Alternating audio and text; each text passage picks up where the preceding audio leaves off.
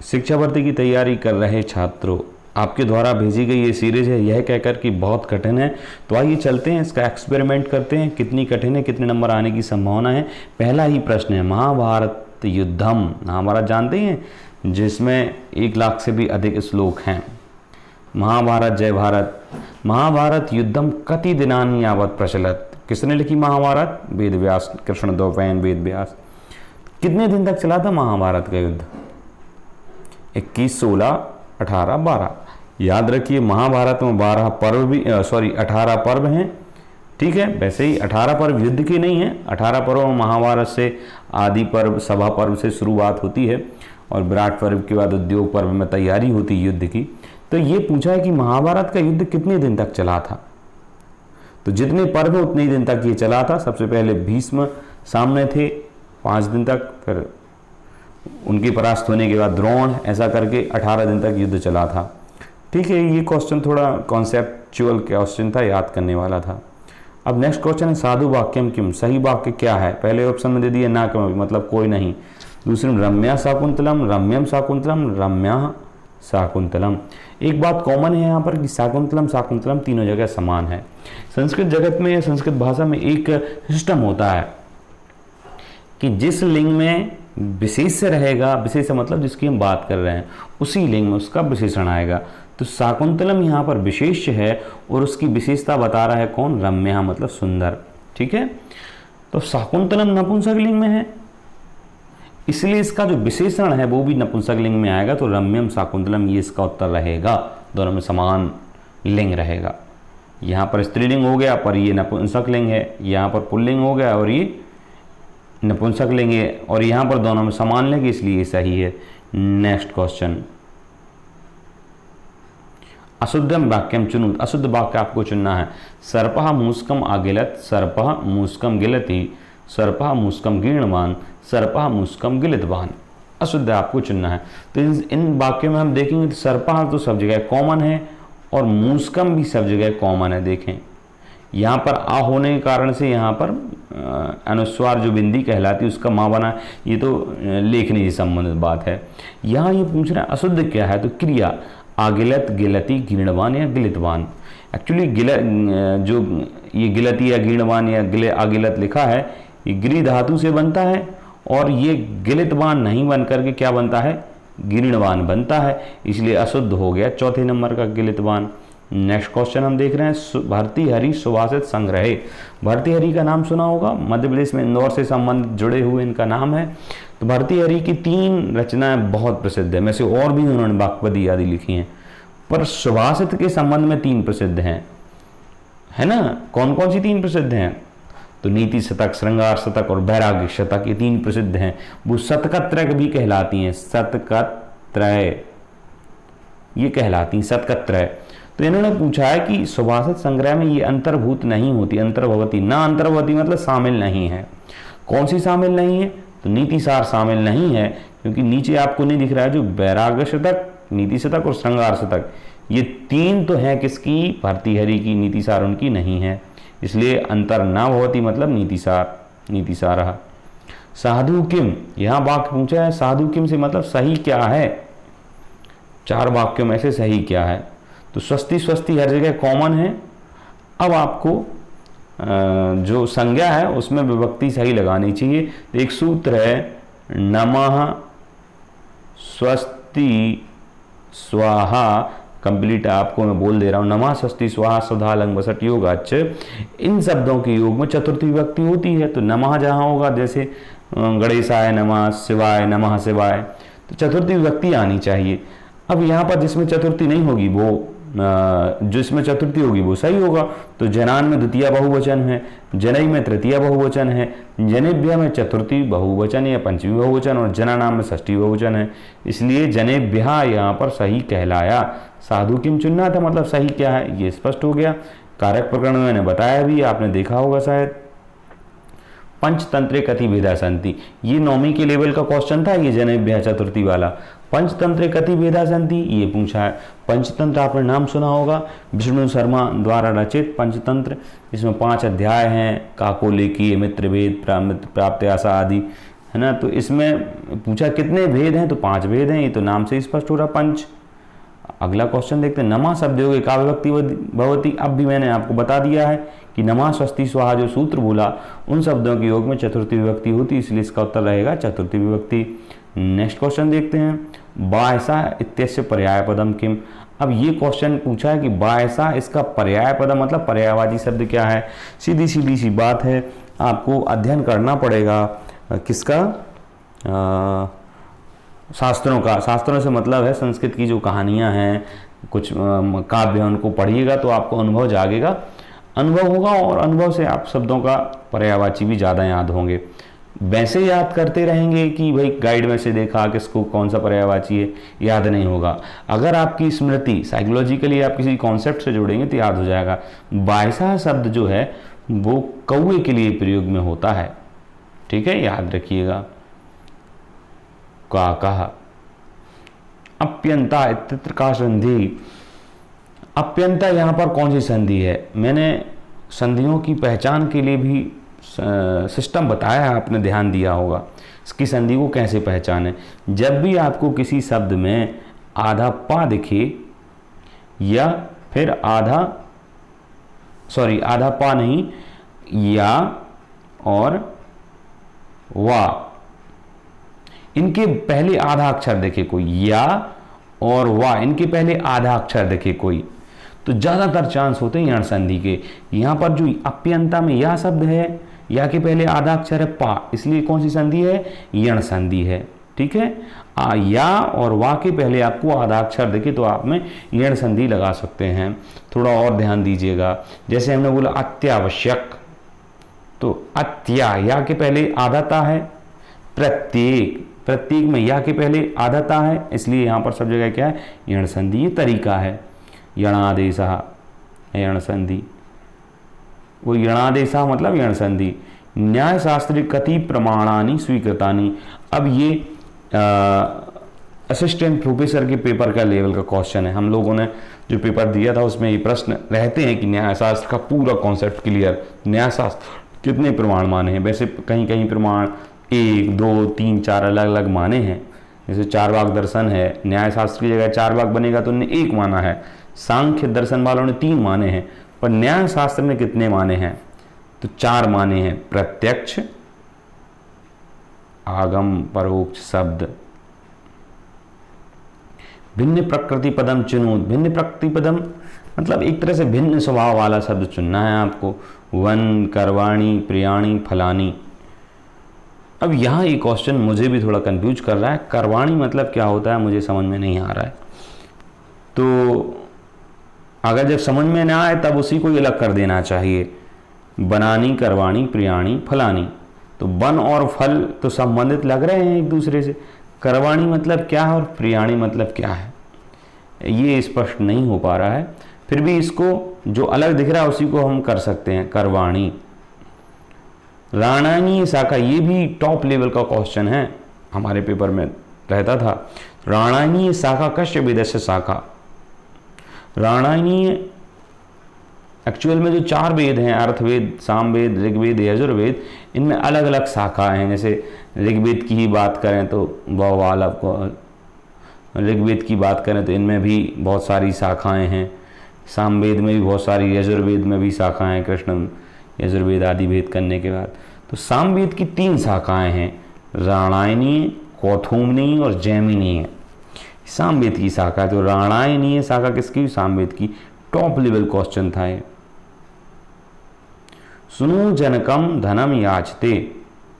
सुनु जनकम धनम याचते, यहाँ पर याच जो है द्विकर्मक क्रिया है। अब यहाँ पर पूछा है अस्मिन वाक्य कर्तृपदम किम, इस वाक्य में कर्ता क्या है, कर्तृपद क्या है। सुनु जनकम धनम याचते, इस वाक्य में कर्ता क्या है, तो आपको दिख रहा है नॉर्मली, ये तो सरल इसलिए भी हो गया, लिपि में सबसे पहले भी लिखा है सुनु, और बाकी कर्ता पद पहचानना हो तो आप सीधा देखिए कि प्रथमा विभक्ति किस में है। पूरे वाक्य में प्रथमा जिसमें हो तो वो कर्ता कहलाएगा। तो धनम और जनकम में तो द्वितीया है, तो सुनु में है प्रथमा। सुनु मतलब सुनु जनकम धनम याचते। सुनु मतलब बेटा पिता से धन मांगता है। यास्ते में द्वितीय विभक्ति, यास्ते के युग में द्वितीय होती है, इसलिए जनकम और धनम में द्वितीय है। वनवंतरम इत्यत्र कहा संधि, अब भी मैंने इसका तरीका बताया था। यान्ता, यान्त वान्ता देश संधि, विसर्ग संधि, गुण संधि, गण संधि। हाँ बताइए भाई, यान्त वान्ता देश संधि कौन सी संधि इसमें? एक्चुअल में अब भी मैंने बताया था आपको, जब या और वाह के पहले आधा अक्षर देखने को मिले तो यहाँ संधि लगा दिया करें।